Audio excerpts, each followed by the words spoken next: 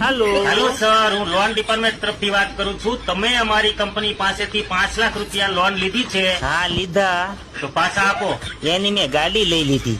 Sir, અમારા પૈસા પાછા આપો. તમારા પૈસાની જ તો ગાડી લીધી છે. તો અમારા પૈસા કોણ આપશે? તમે પણ ગાડી લેશો. અરે તારું મગજ ઠેકાણે છે? હું લોનના પૈસા માંગુ છું. લ્યો, હું તો લોન આપતો જ નથી.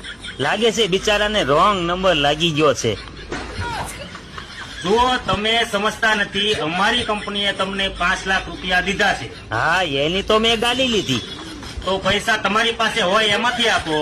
દઉં તો ખરો, પણ પાછા ક્યારે આપશો? અરે, અમે પાછા શું કામ આપીએ? કેમ કે તમે મારી પાસેથી પૈસા લઈ રહ્યા છો ને.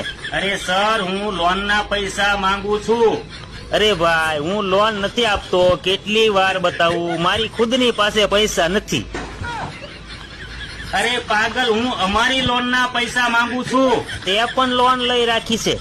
બિચારા શું કરે, ધંધામાં કઈ ઠેકાણા નથી ને, એટલે લીધી છે.